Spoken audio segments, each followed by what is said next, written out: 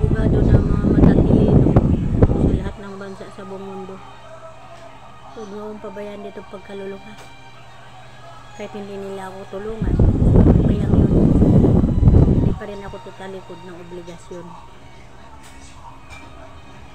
Kasi nga, kapag natatakot tayo, magsasabi ng totoo sa mga ginagawa sa mga empleyado at mga nanukulan sa gobyerno, mga pulis at mga militar, alam naman nila mali. Kapag matatakot tayo sa kanila, magsabi at magtama sa kanilang pagkakamali para mamulat sa kanilang pagkukulang. Kung matatakot tayo, walang mamulat hindi sila mamulat na nagkamali pala sila, diba?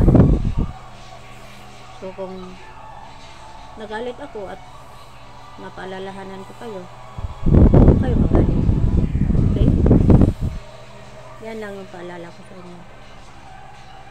Kayo mga pulis, huwag naman kayo pumayag na sabihin nila ako dito. Magmasid naman kayo kayong mga gabay.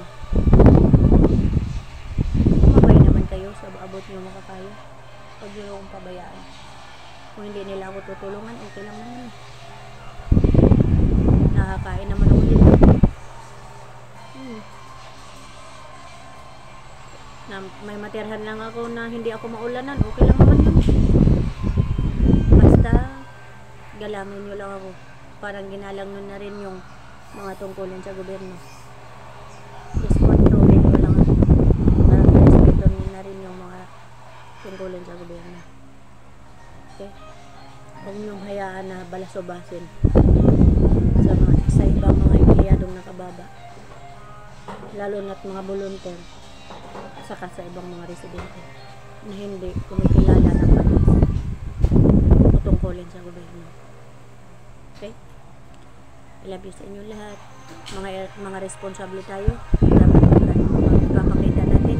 Tularan tayo sa mga sumusunod, sa mga umuupo sa gobyerno, sa sumusunod na mga empleyado sa gobyerno at sumusunod na nungkulan sa gobyerno.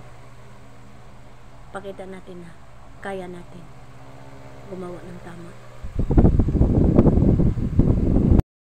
Yung pinagkalulong nila sa akin, kung ano man yung ginagawa nila sa akin para mamukha ko, malit sa inyong paningin.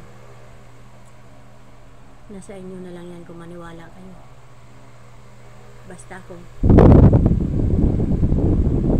madapa man ako, kung nadungisan man yung aking tuhod, papahain ko na lang yan.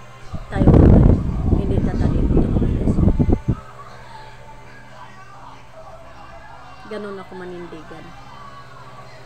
Dahil nakita ko kahalaga ang mga tungkulin sa gobyerno para sa ating lahat. Pahalagahan ko ito at kapag kapakinabang natin lahat. Hindi lang dito sa bansa natin, sa lahat ng bansa sa buong mundo.